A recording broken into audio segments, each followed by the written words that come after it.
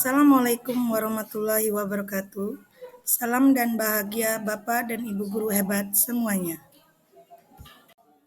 Perkenalkan, saya Nelda Suryani, calon guru penggerak angkatan 9 dari SMP Negeri 1 Kikim Tengah, Kabupaten Lahat, Sumatera Selatan. Video ini merupakan aksi nyata dari budaya positif di lingkungan sekolah tempat saya mengajar. Berikut merupakan rancangan tindakan aksi nyata tentang budaya positif yang saya lakukan. Yang pertama adalah latar belakang. Filosofi pendidikan menurut Ki Hajar Dewantara adalah pendidikan yang berpusat pada siswa, di mana seorang guru berperan sebagai fasilitator, memberikan tempat menimba ilmu yang aman dan nyaman sehingga dapat menuntun anak mewujudkan tujuan pendidikan, yaitu selamat dan bahagia dengan sebaik-baiknya. Salah satu strategi untuk mendapatkan itu semua adalah dengan menerapkan budaya positif di sekolah atau di kelas. Penerapan budaya positif di sekolah bisa dimulai dengan membuat keyakinan kelas yang disepakati antara guru dan murid. Dengan disepakatinya keyakinan kelas, semua akan berupaya untuk melaksanakan keyakinan tersebut dengan sebaik-baiknya sebagai langkah awal penerapan budaya positif di sekolah. Tujuan saya melakukan aksi nyata ini adalah yang pertama, mewujudkan merdeka belajar dengan bebas menyampaikan ide tentang keyakinan kelas. Kedua, menumbuhkan disiplin positif yang nantinya akan menjadi budaya positif di sekolah. Ketiga, membentuk karakter positif pada peserta didik melalui kebiasaan-kebiasaan positif dan keteladanan warga sekolah. Keempat, menumbuhkan motivasi intrinsik pada siswa terhadap penanaman nilai-nilai kebajikan. Tolak ukurnya adalah, pertama, murid menjalankan kesepakatan kelas bukan karena paksaan. Dua, terjalin komunikasi yang aktif antara seluruh warga sekolah. Tiga, seluruh warga sekolah menerapkan budaya positif. Dan terakhir, terwujudnya lingkungan sekolah yang aman dan nyaman. Lini masa tindakan yang dilakukan. 1. Memberikan penjelasan pada siswa tentang keyakinan kelas sebagai konsep inti dari budaya positif. 2. Membentuk keyakinan kelas bersama siswa dengan sistematika yang tepat. 3. Bersama siswa menandatangani keyakinan kelas yang telah disepakati. 4. Memasang keyakinan kelas di dinding kelas. 5. Meminta izin dan konsultasi dengan kepala sekolah akan melakukan diseminasi tentang budaya positif sekolah. Berikutnya, melakukan sosialisasi tentang budaya positif pada rekan sejawat. Dan terakhir, menerapkan budaya positif secara berkesinambungan. Dukungan yang dibutuhkan adalah yang pertama, kerjasama dengan kepala sekolah, pendidik, tenaga pendidikan, dan siswa. Kerjasama ini menjalin komunikasi atau kolaborasi dengan baik dan efektif, salah satunya melalui diseminasi. Yang kedua, dukungan dari orang tua atau wali siswa dengan cara melakukan komunikasi aktif dengan wali siswa baik secara daring maupun luring. Dan terakhir, kertas pleno, post-it, spidol, LCD, banner, double tip, dan lain-lain. Alat-alat tersebut yang saya butuhkan untuk mengadakan budaya positif. Yang pertama, saya mengambil alat-alat yang tersedia di sekolahan. Jika itu tidak ada, maka akan saya beli peralatannya di toko. Berikut adalah video aksi nyata dari saya tentang budaya positif di sekolah. Selamat menyaksikan.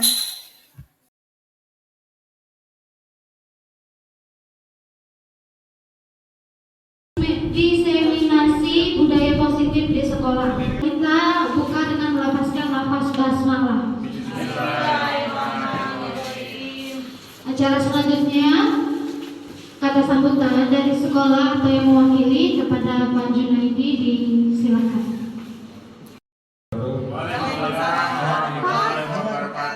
Ini Natal. Saya hormati para dewan pengurus hak yang terima di tengah.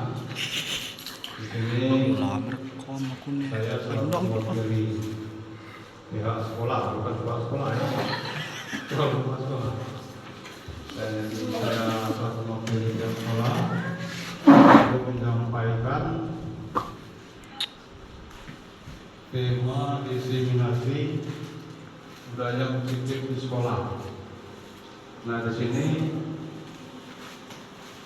kita terapkan budaya positif untuk kegiatan-kegiatan di sekolah. Ambillah yang positifnya saja. Jadi saya mohon kepada guru-guru untuk menerapkan pembelajaran yang bertema budaya positif di sekolah. Contohnya itu kegiatan pengajian, olahraga, dan sebagainya. Jadi kurasa itu saja yang dari saya. Wassalamualaikum warahmatullahi wabarakatuh.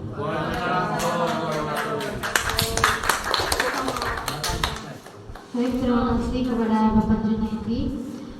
Acara selanjutnya yaitu tentang penjelasan budaya positif di sekolah yang akan disampaikan oleh Ibu Nelda Suryani. Kepada Ibu Nelda Suryani disilakan. Terima kasih pada Ibu Dela atas kesempatannya. Berdiri aja ya.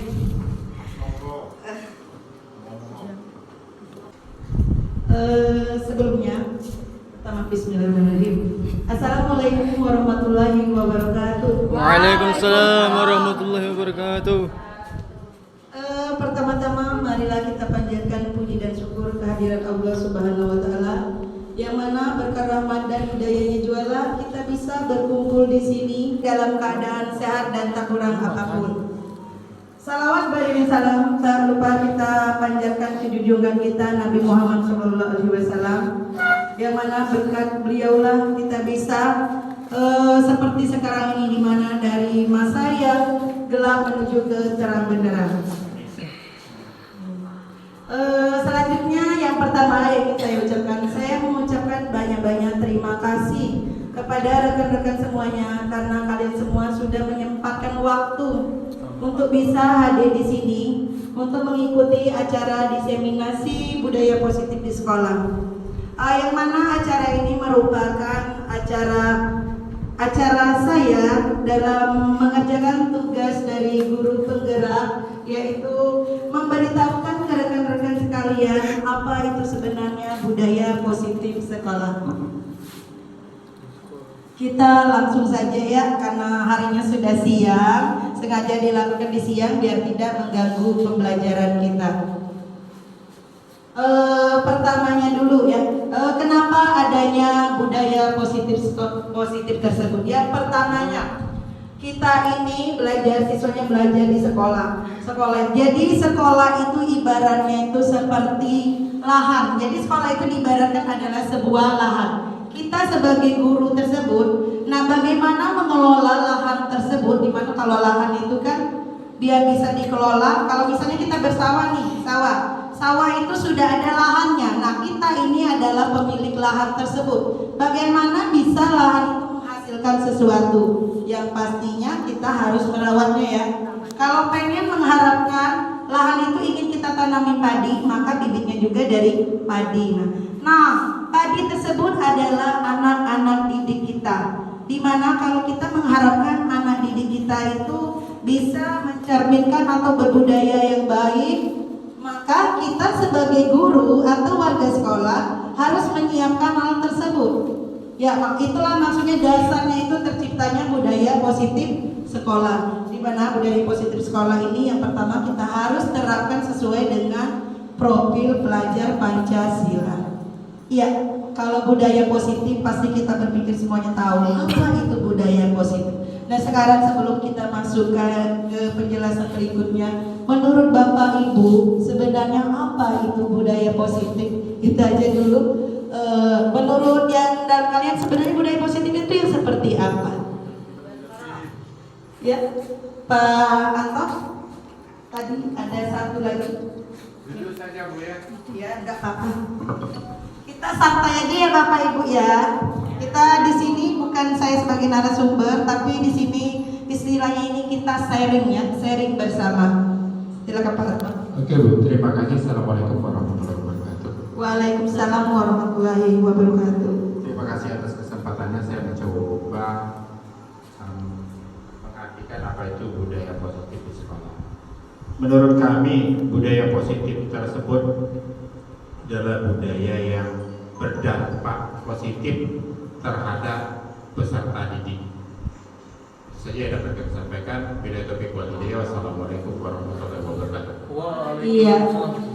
Terima kasih Pak Anton. Jadi budaya positif itu adalah budaya yang berdampak positif bagi peserta didik. Yang lainnya ada yang mau menambahkan? Sama ya. Jadi dari kata budaya ada ya. Budaya itu adalah kebiasaan. Iya benar. Budaya itu adalah kebiasaan. Jadi kebiasaan yang bernilai positif. Nah selanjutnya tadi ada pertanyaannya, apakah di sekolah kita sudah ada budaya positif? Di sekolah kita sudah ada belum budaya positif di sekolah kita? Iya.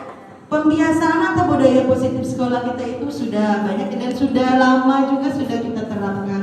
Salah satunya itu adalah dua atau maksudnya diantaranya adalah yang pertama kita kebiasaannya ada yang namanya Jumat mengaji, ada lagi Jumat berbagi, ada lagi sholat zuhur bersama, sholat duha dan lain sebagainya. Itu dalam segi budaya positif yang bernilai agama. Yang selain itu banyak juga ya, ada yang namanya gotong royong, kita kegiatan bersih-bersih. Ada di sosialnya kita ada yang namanya berbagi ke semuanya itu ya, dari yang itu dan lain-lain. Itu merupakan budaya positif yang sudah kita terapkan.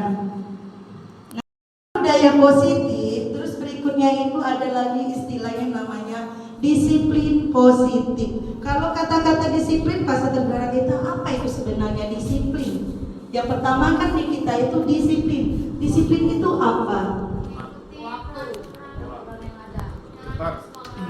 Ya, disiplin mengikuti peraturan yang ada di sekolah karena kita lingkupnya ini adalah lingkungan sekolah. Ya, dari sana tahu bahwa disiplin itu berasal dari kata Latin namanya disiplina yang artinya belajar. Kebanyakan orang akan menghubungkan kata disiplin dengan tata tertib, teratur, dan kepatuhan pada peraturan. Kata disiplin juga sering dihubungkan dengan hukuman. Padahal itu sungguh berbeda, karena belajar tentang disiplin tidak harus memberi hukuman.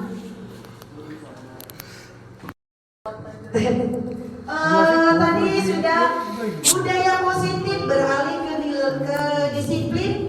Terus selanjutnya adalah nilai-nilai kebajikan.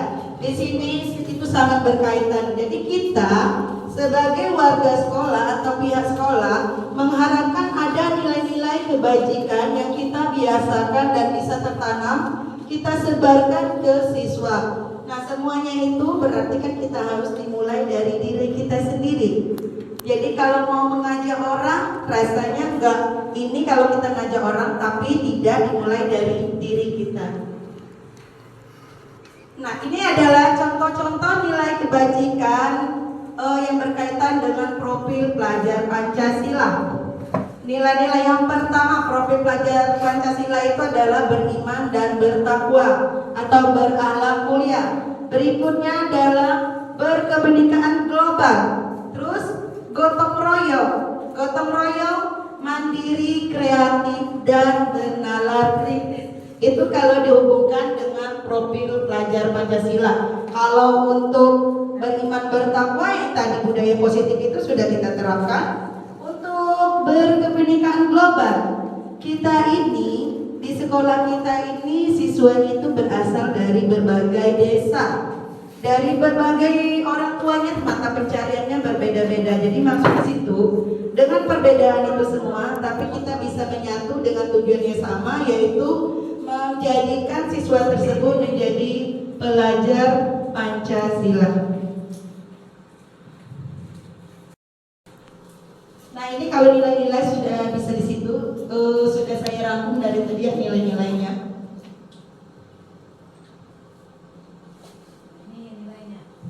Terus teori motivasi perilaku manusia. Nah, ada ini suatu pertanyaan. Kita guru itu, kalau kalian itu misalnya datang nih, besok saya masuk jam pertama.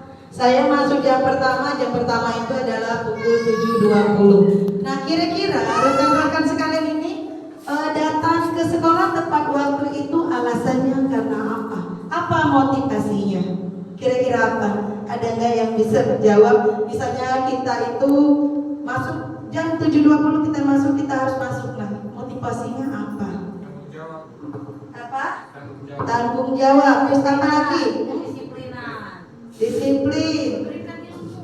Memberikan ilmu. Apa lagi? Memberi contoh. Memberi contoh. Terus memberi contoh ke peserta didik. Iya, yang lainnya apakah tidak karena takut? Ada nggak? Tidak. Oh iya, jadi motivasi itu banyak. Motivasi yang pertama adalah karena kita sadar tanggung jawab kita sebagai guru ya, bahwa guru itu memberi teladan. Artinya memberi teladan. Untuk memberi teladan itu kita harus dimulai dari diri kita terlebih dahulu. Pengen dinilai atau pengen dilihat, aduh aku ini mau cepet-cepet datang biar dilihatnya itu rajin. Nah, kalau istilah kita apa itu namanya ya? Apa itu? Iya, minta rai katanya. Jadi kita baik melakukan hal itu karena mau dinilai oleh orang lain. Artinya kalau mau dinilai dari orang lain itu berarti bukan karena diri sendiri, bukan karena kesadaran. Nggak apa-apa. Yang seperti itu juga tidak apa-apa.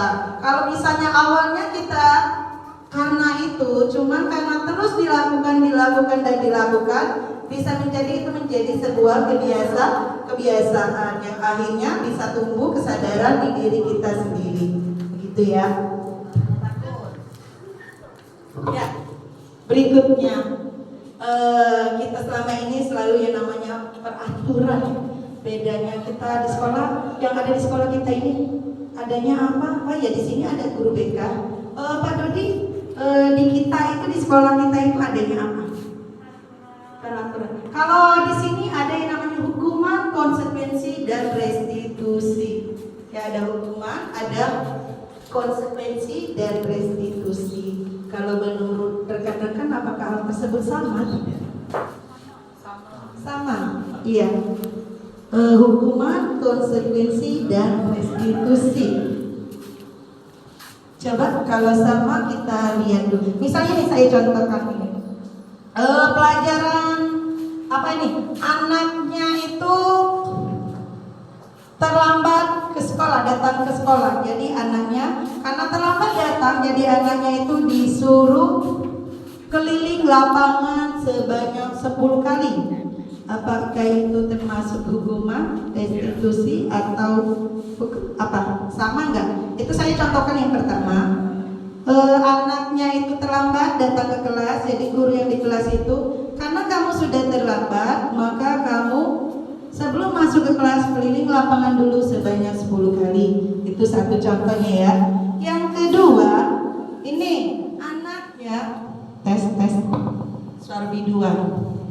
Nah, kalau yang kedua, contoh yang keduanya adalah anak tidak sengaja merobek kertas tugas dari temannya.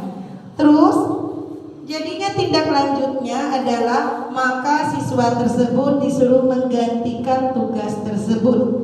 Itu termasuk hukuman, restitusi, atau apa? Konsekuensi. Apa itu? Konsekuensi. Kalau yang lari tadi hukuman. Kalau yang lari tadi hukuman. Terus kalau yang seperti itu?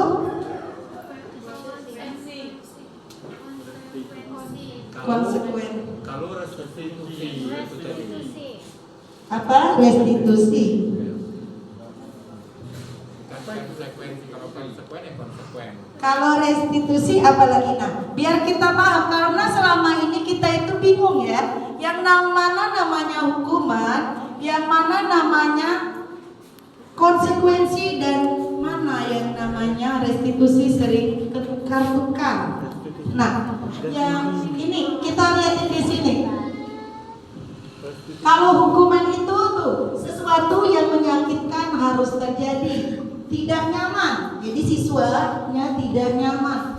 Kalau konsekuensi sesuatu harus terjadi, sudah terjadi dia, terus juga tidak nyaman. Nextnya Pak. Restitusi merupakan pilihan. Kalau restitusi, misalnya tadi yang siswa datang terlambat. Jadi karena dia terlambat, orang sudah belajar. Jadi kita tawaran ke siswanya, nah, kamu datang terlambat. Kita tanya alasannya kenapa. Terus maunya seperti apa? Ini udah ketinggalan ini. Jadi restitusi yang seperti itu. Nah, yang sering terjadinya di kita kalau selama ini adalah hukuman. Apa itu hukuman? Hukuman itu hanya munculnya oleh satu pihak, iya kan? Satu pihak. Dan itu hukuman itu adalah membuat pihak yang dihukum atau yang kena melakukan kesalahan itu dia merasa tidak nyaman. Apakah dengan hukuman tersebut bisa berubah atau efek jerah? Tidak. Nih kita lihat, kita sama-sama ya, coba kita bedakan. Ini yang pertama, mencatat 100 kali di dalam buku kalimat. Saya tidak akan terlambat lagi karena terlambat ke sekolah. Itu kira-kira apa? Hukuman atau apa? Lari mengelilingi lapangan basket 2 kali karena terlambat hadir di sekolah. Mana hukuman, mana konsekuensi? Berikutnya, murid diminta untuk push up 15 kali karena tidak menggunakan masker ke sekolah. Apa? Hukuman. Berikutnya, menggantikan kertas tugas teman yang telah dicoret-coret. Restitusi.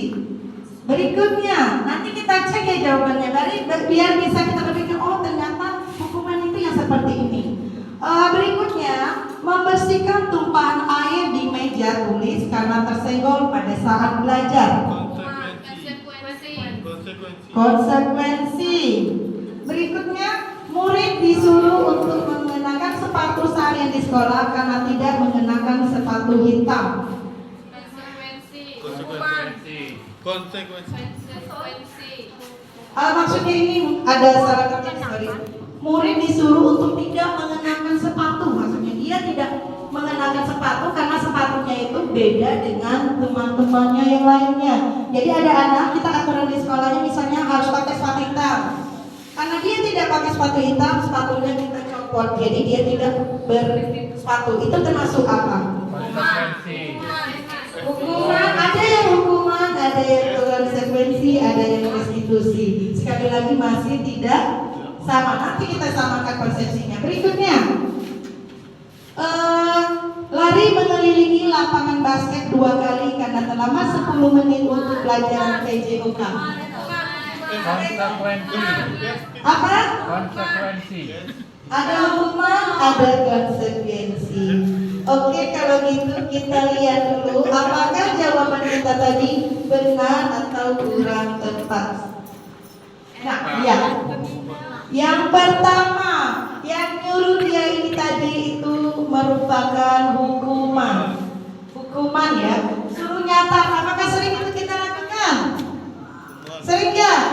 Kalau dari ini ya sudah kita lakukan. Suruh siswanya seperti itu. Saya tidak akan terlambat datang ke sekolah lagi.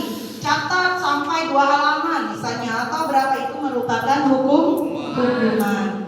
Nah, yang tadi juga mengelilingi lapangan basket karena terlambat hadir di sekolah, juga itu merupakan hukuman.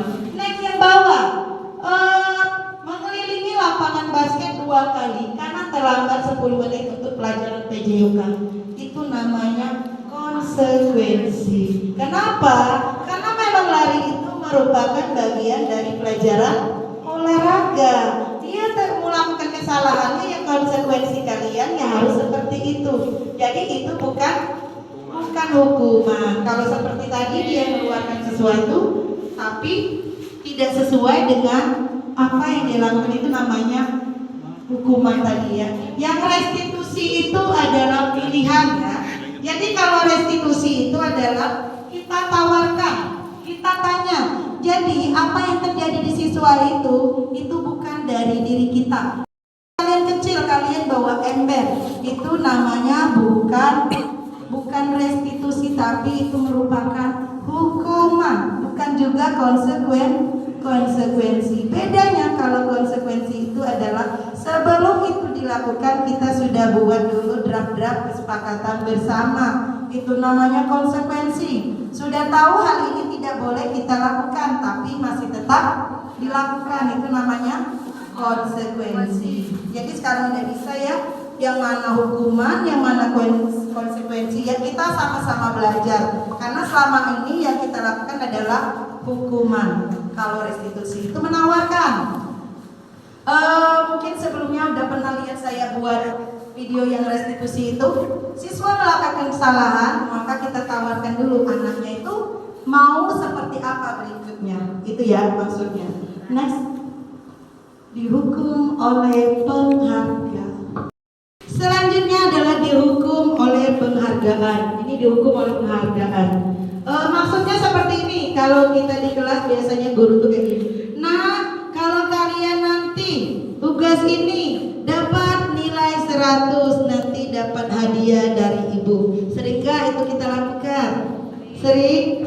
Atau misalnya, nah kalau kamu berhasil ini nanti kamu akan ibu kasih gini-gini. Itu adalah janji kita ya, yang kita lakukan. Ada yang dilakukan, ada yang tidak.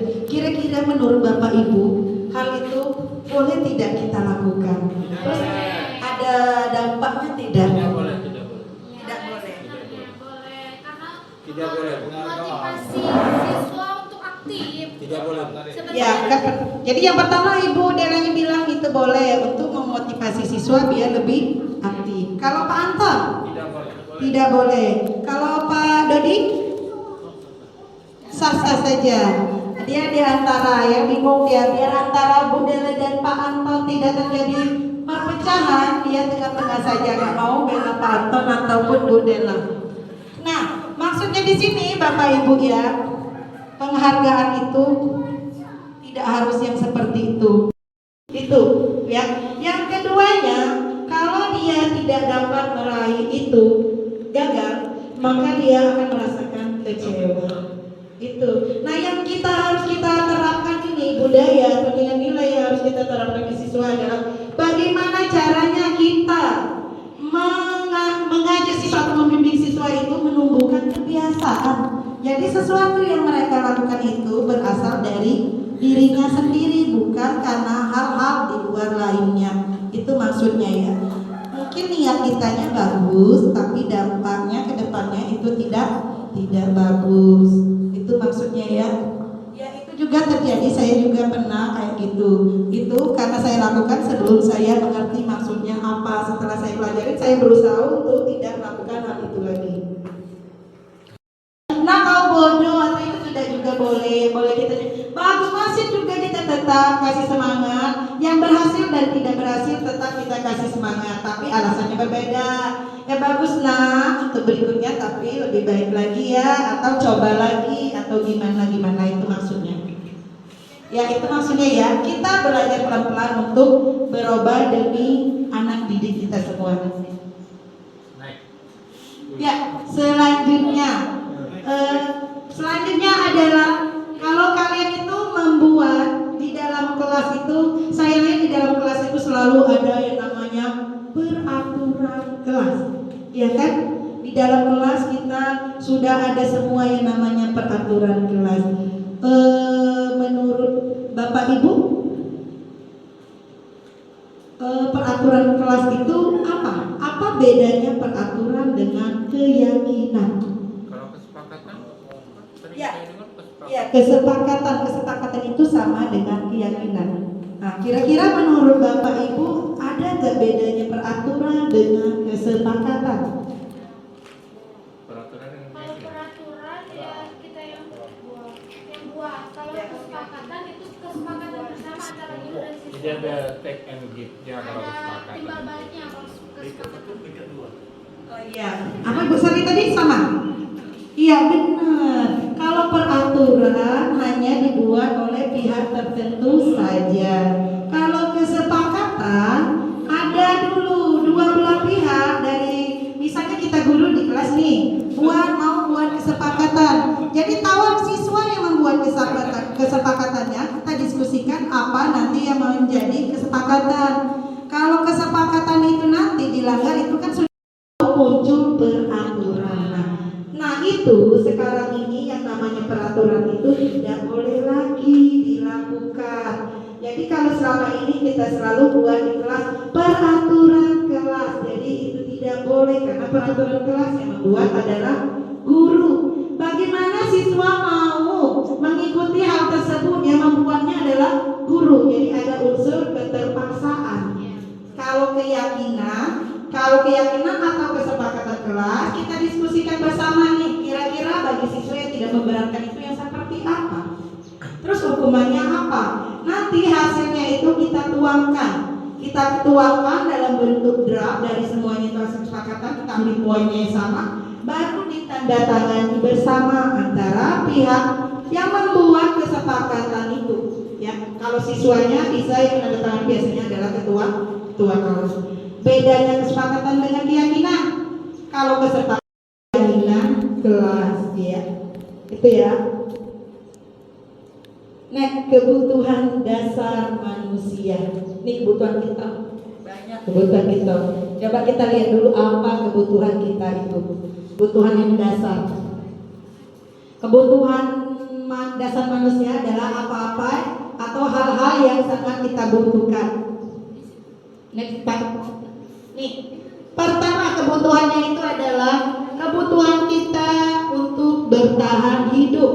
Artinya untuk bertahan hidup kita perlu apa? Makan. Iya benar, kita perlu makan, tapi bukan makan untuk hidup. Ya, apa kita makan untuk hidup atau hidup untuk makan? Tidak makan. Nah, hidup untuk makan. Iya, makan untuk hidup. Itu adalah kebutuhan dasar kita juga. Kalau kita hidup hampa, jadi kalau kita hidup itu ada kasih sayang seperti Bu Poni yang lagi merasakan kasih sayang dan tutupi. Jadi hidupnya itu hari-harinya itu selalu motivasi tinggi, semangat, ceria. Jadi memang kasih sayang itu merupakan kebutuhan dasar kita selain makan tadi. Berikutnya power. Ya, power itu juga merupakan kebutuhan kita. Power itu adalah penguasaan banyak. Apa kalau kita di kelas kita harus dong punya power? Enggak. Kalau kita tidak punya power gimana? Jadi power itu harus dibutuhkan. Apalagi kita ini pemimpin. Bapak Ibu kita semua ini pemimpin. Yang pastinya adalah pemimpin pembelajaran. Maaf Bapak John, jadi kami ini juga pemimpin walaupun status kami adalah pemimpin pembelajaran. Di rumah juga kami pemimpin anak-anak. Iya benar. Berikutnya PAN. Nah, PAN atau kesenangan ini juga merupakan kebutuhan dasar kita. Masa kita nanti hari ini sedih-sedih terus. Jadi sesekali untuk rileks kita butuh juga untuk menghibur diri. Jadi sesekali kalau kita karaoke ndak apa-apa, Pak. Posisi kontrol ya. Posisi kontrol kita guru ini. Jadi posisi kontrol kalau selama ini biasanya apa yang sudah kita lakukan sebelum. Yang pertama posisi ya. Ini sama nih bahasa itu. Next yang tadi contoh restitusi dulu sudah pernah saya ini yang siswa terlambat. Jadi kalau restitusi itu siswa yang terlambat tadi kan siswanya terlambat kita panggil, nggak kita ini kan kita tanya alasannya apa, mau solusinya apa, solusinya kita tanya lagi, kamu apa solusinya, kita terangkan gini-gini, nanya tapi ke siswa. Misalnya tanya pertamanya karena nggak saya siapkan ada restitusi itu, nah dipanggil yang pertama panggil, kamu tadi terlambat ya, iya. Tapi bahasanya harus nggak boleh kita memaksakan orang. Apa kata terlambat tadi? Posisi kontrol itu ada 5. Yang pertama adalah pembuku, yang kedua pembuat rasa bersalah, yang ketiga teman, keempat pemantau, dan 5 manajer. Nah, biasanya kita itu sebagai apa guru di sekolah biasanya? Kita tanya ke diri kita. Apa? Penghukum. Selain itu apa lagi? Ya, pemantau. Yang sering dilakukan itu adalah penghukum dan pemantau. Udah salah, kita salahkan. Kita tidak mencari diri kita. Mungkin ada yang kita enggak. Dihukum, pokoknya kena hukum itulah. Nah, harusnya kita guru ini harus berfungsi sebagai manajer. Manajer itu adalah pemimpin. Bagaimana cara memecahkan masalahnya? Kalau mantau hina kan, hina ini baik. Pengawas istilah kita ya. Kalau pemantau itu pengawas. Next.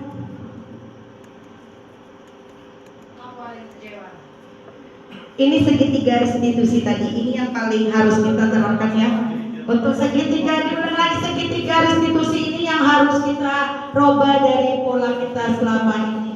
Nah, segitiga restitusi, kalau siswa melakukan kesalahan, yang pertama adalah yang kita lakukan menstabilkan identitas.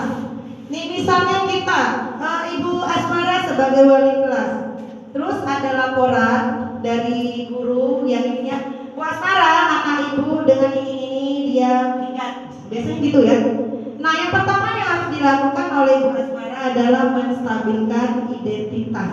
Artinya, siswa tersebut dipanggil terlebih dahulu. Jangan kita langsung vonis, sudah menghadap kita tanya, nah kira-kira ibu manggil kamu kenapa? Biarkan siswanya yang bersuara. Atau misalnya dia tidak tahu aku bu, karena kita kan itu kan, tidak tahu aku bu. Ini ibu ada yang ngasih tahu ibu kemarin itu pilihannya kalian ada di sana.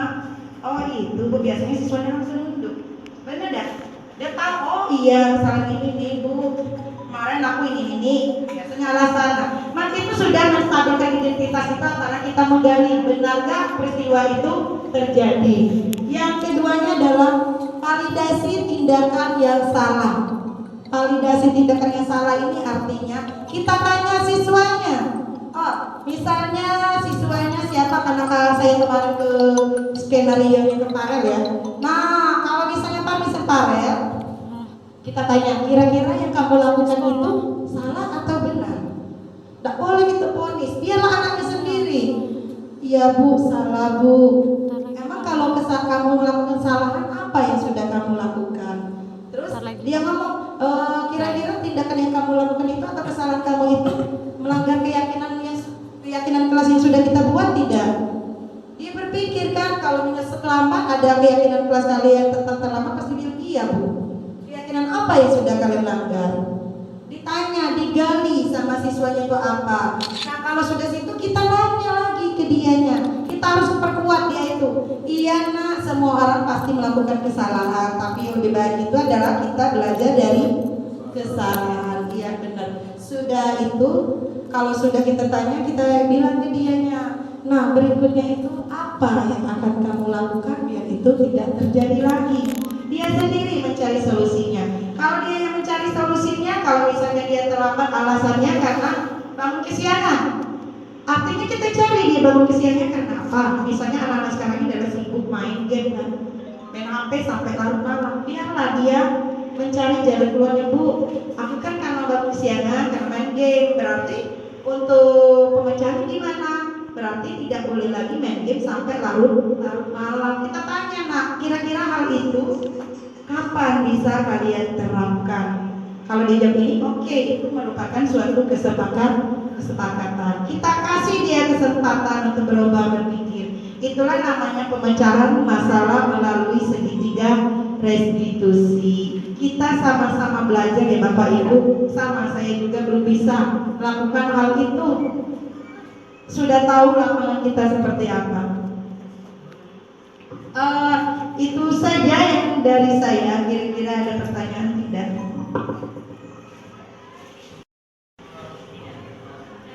Ya silakan Bu di sini. Bu moderator, ada yang mau nanya?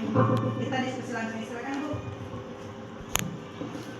Pertanyaan saya adalah bagaimana jika anak-anak yang nakal itu tidak hanya satu atau dua orang, hampir satu kelas itu bandel. Jadi kan kita hanya satu orang, jadi kita susah untuk mengatasi mereka. Ya, bagus. Terima kasih Bu Disti pertanyaannya. Katanya gimana kalau satu kelas itu semuanya bandel, iya kan? Nah, kalau hal itu misalnya gini aja ya, intinya itu sama seperti kita bertanya ke diri sendiri. Kalau sekarang ini kan yang sering dicanangkan adalah refleksi, dan refleksi. Refleksi itu adalah bercermin diri. Ini ada suatu cermin, kita bercermin, bertanya ada apa di diriku hingga hal itu terjadi. Pasti akan muncul suatu solusi. Rasanya itu kalau satu kelas semuanya bandel, berarti ada yang salah di diri kita. Yang pastinya itu kita belum bisa menguasai kelas atau belum bisa menemukan apa yang siswa ini butuhkan. Nah, sekarang ini di kurikulum Merdeka ini kita kan ada namanya, kita mengajar itu adalah sebagai sesuaikan dengan kodrat zaman dan kodrat alam. Alamnya seperti apa, zamannya seperti apa. Jadi kita jangan belajar itu hanya mengikuti keinginan diri kita sendiri.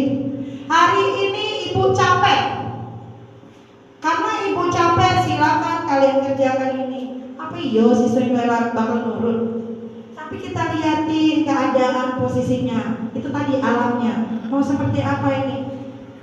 Siang-siang hari kayak gini, panas-panas misalnya. Kalau siswanya, karena saya pelajaran matematika, dikasih soal 100 soal, aku udah mati ya orang. Itu kan? Jadi kita ini apa yang cocok seperti ini harus kita terapkan. Itu dulu, bangun komunikasi dulu dengan anak. Kita tanya, nah, kalau menurut ibu nih ngerasa di sini kok kayaknya kalian tiap hari ibu nih.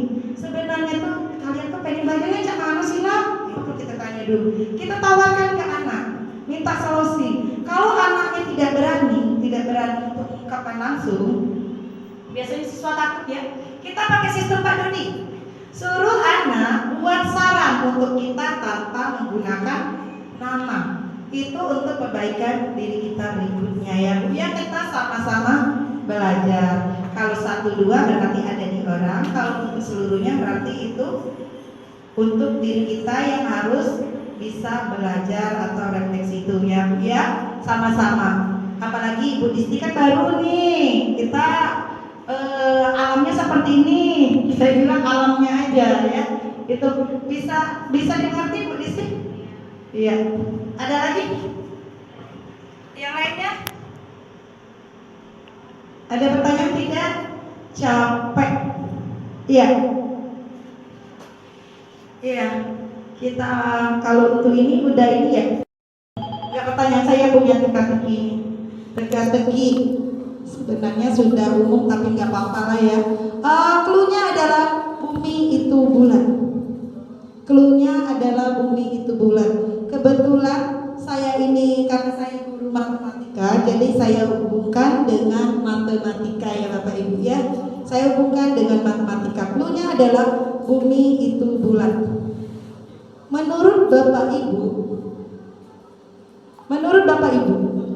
cluenya bumi itu bulat. Kalau 20 ditambah 10 itu berapa? Berapa? 30. Pak Toto?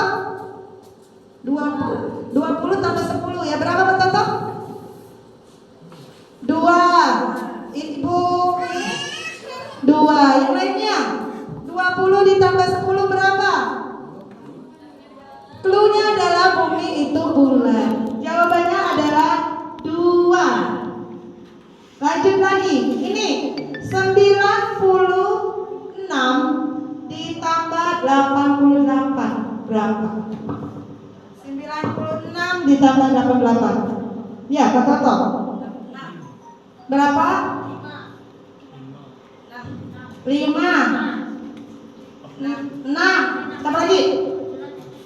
Nah, jawabannya adalah 6. 96 ditambah 88. Ya, kayaknya masih ngantuk kalau ganti bulat, bumi itu bulat.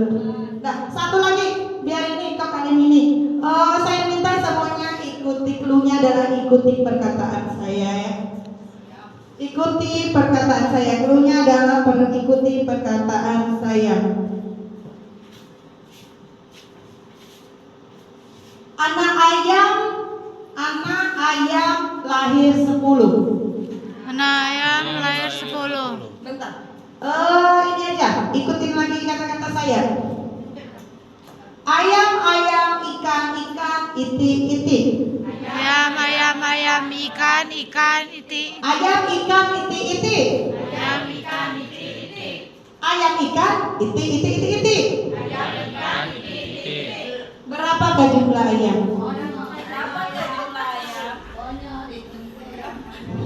Yang lain? Yang lainnya berapakah jumlah ayam? 2. Berapa? 2. Iya, jawabannya adalah berapakah jumlah ayam. Kenapa cluenya tadi adalah ikuti kata-kata saya. Iya, satu lagi ya. Sebutkan apa yang saya tunjuk. Cluenya adalah sebutkan apa yang saya tunjuk. Misalnya ya, contohnya mikrofon, jilbab, ikuti yang saya tunjuk ya. Jilbab, hidung, bisa ya. Jadi sebutkan apa yang saya tunjuk. Ya, coba dulu. Misalnya ini, gelang,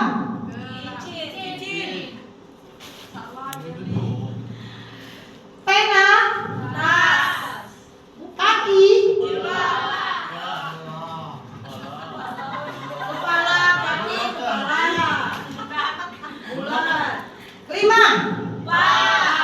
dua, satu lagi. Kalau itu sudah bisa ya, sudah biasa. Satu ini sudah penutup fitness breathingnya ya, karena sudah siap. Saya punya karena saya kembali lagi matematika ya. Karena itu kalau tepuk satu, tepuknya 1 kali sebelah kanan. Tepuknya 1 kali sebelah kanan. Kalau tepuk 2 kali, kanan 1, kiri 1. Kalau tepuk 3, kanan, kiri, atas. Tepuk 4-nya kanan 2, kiri 2. Tepuk 5-nya kanan 2, kiri 2, dan atas 1. Perhatikan dulu. Tepuk 1, tepuk 2, tepuk 3, tepuk 4, tepuk 5-nya itu 1 kali. Nah, kita coba dulu ya. Tepuk 1, tepuk 2, tepuk 3, tepuk 4, tepuk 5, tepuk 3 kurang 2. Tidak bagus kan? Berapa tepuk 3 kurang 2? Tepuk 1. Kita ulang. Tepuk 1, tepuk 3, tepuk 4,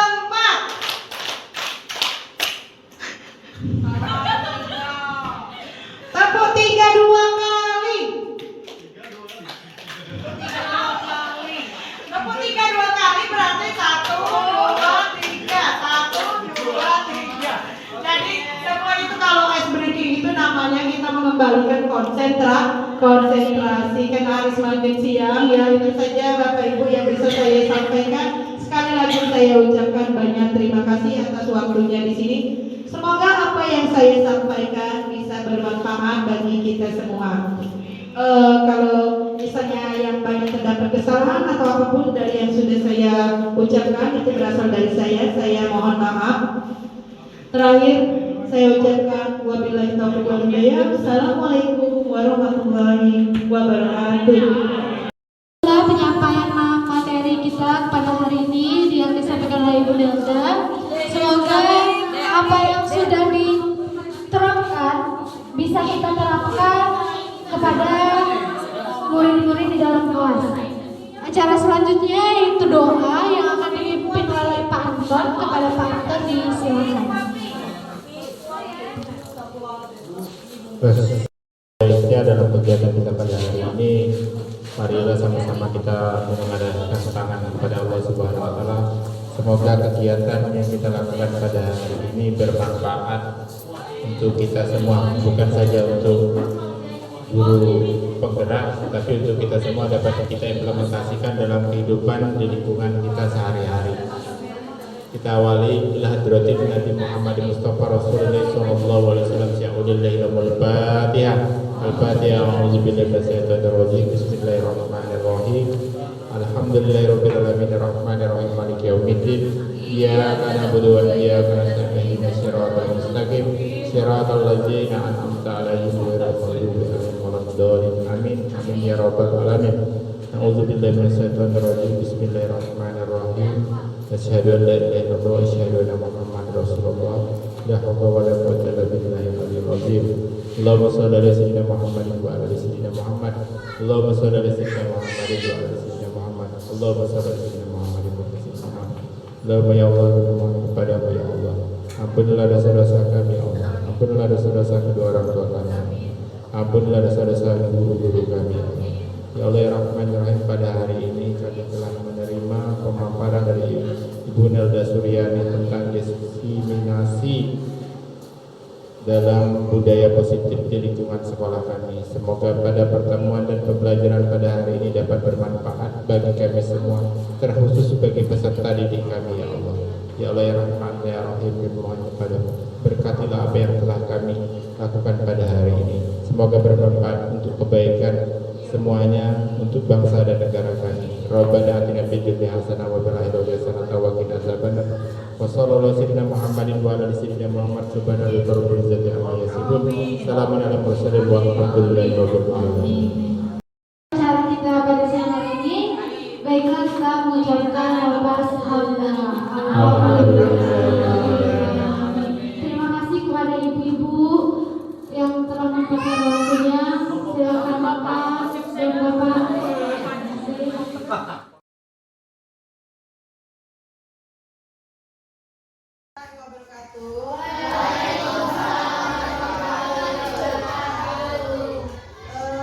Anak-anak, sebelum kita belajar, kita membuat dulu keyakinan kelas kita, biar kelas kita jadi nyaman, biar kalian aman dalam belajar. Kalau kita punya kesepakatan kelas atau keyakinan kelas, nah, nanti kalian mengusulkan apa pendapat kalian atau saran kalian maunya nanti seperti apa. Nah, Kak Ibu nanti akan membagikan ini, kertas ini, kalian tuangkan apa yang mau atau keinginan kalian itu maunya seperti apa.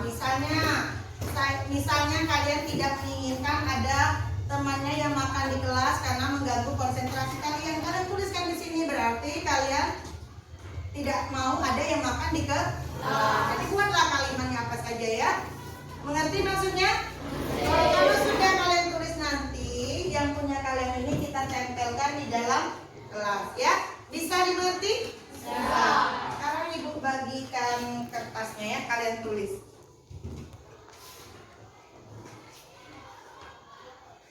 Ke belakang gitu.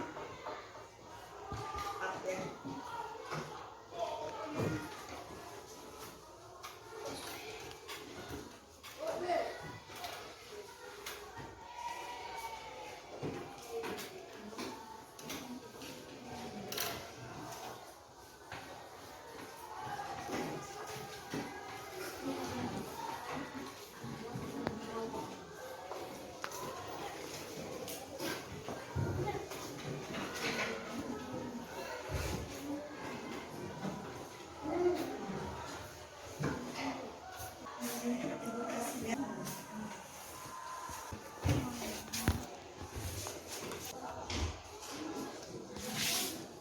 Biar bisa nempel ya. Dan ya. Nah, aja ya. Panas ke sebelahnya ya, depan. Main ke sana. Sejajarkan ini ya.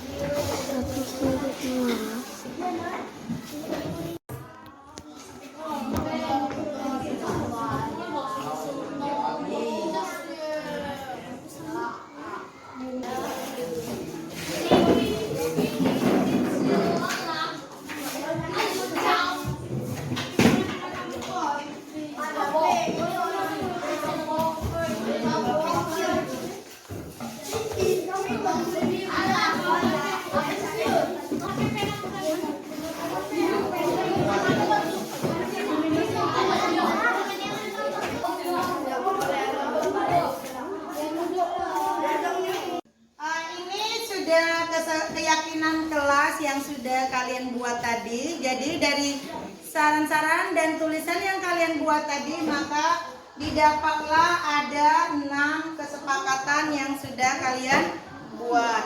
Nah, ketua kelasnya tolong dibacakan apa keyakinan kelas yang sudah kalian buat. Silakan, maju. Iya. Tidak boleh makan di kelas. 2. Tidak boleh membuang sampah sembarangan. 3. Dilarang ribut di kelas. 4. Tidak boleh minggat. 5. Tidak boleh tidur di dalam kelas. 6. Tidak boleh keluar masuk kelas. Oke, jadi ada 6 poin ya. Ini tidak boleh makan di kelas. Kenapa? Karena bisa mengganggu konsentrasi. Silakan. Ya. Tapi karena dia pakai kata dasarnya yang kita roba dulu kata-katanya. Kalau tidak boleh makan di kelas, apa jadi buatnya? Jadi makan di kelasnya kalimat kosongnya apa? Di mana harusnya? Apa? Nah, jadi situ makan dan minum tulisnya ya. Silakan yang menulis kita sebelahnya kita ganti kalimatnya menjadi kalimat positif. Jadi sini keyakinan kelasnya baca ya. Dari yang kalian buat tadi dapat disimpulkan terbentuklah 5 keyakinan kelas. Yang pertama apa? Coba kita serentak bacanya. Yang pertama apa, Nak? Makan minum di luar kelas. Pada saat istirahat. Yang kedua, buang sampah pada tempatnya. Yang ketiga, pulang sekolah pada saat jam pelajaran selesai. Yang berikutnya keempat, jaga ketertiban kelas. Dan terakhir, saling menghargai dan menghormati orang lain. Oke, sepakat tidak? Sepakat. Sudah sepakat. Nanti ini kita tuangkan baru ditandatangani oleh ketua kelas. Setuju? Setuju berarti kita setuju ya. Ini anggap setuju. Bentuk. Jadi untuk mengupdatekan kita lihat dulu ketua kelasnya mau menandatangani kesepakatan ini, disaksikan sama kalian semua dan wakil-wakilnya. Silakan. Sini Nak, dekat. Lihatin. Botol tangan deh kan? Dia tanda tangan deh.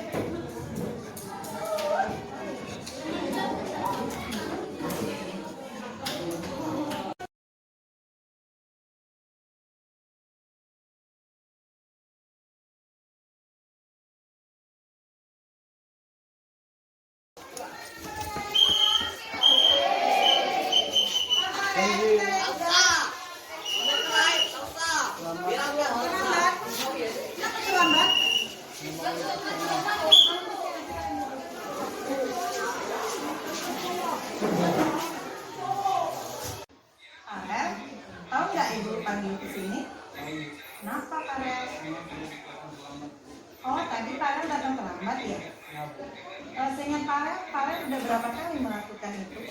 3 kali ya. Farel, datang terlambat itu sebuah kesalahan bukan? Iya ya, Farel. Kesalahan itu manusiawi, setiap orang pasti melakukan itu.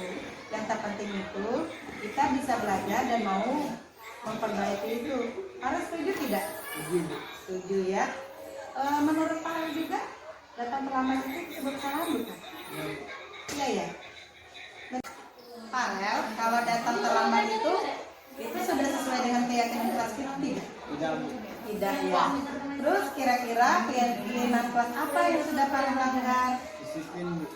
Disiplin ya? Ya, betul Farel. Kalau disiplin itu sangat penting karena menghargai waktu itu sangat bermanfaat untuk kita, termasuk tidak menunda-nunda pekerjaan. Iya, jadi pekerjaan itu tidak ditumpuk dan itu juga bisa melatih rasa kepedulian kita terhadap lingkungan sekitar. Ya Farel ya? Terus kalau menurut Farel, apa yang akan Farel lakukan biar Farel tidak datang terlambat lagi ke sekolah? Saya melakukan tidur cepat dan saya tidak menunggu lagi. Kira-kira kapan itu akan Farel lakukan?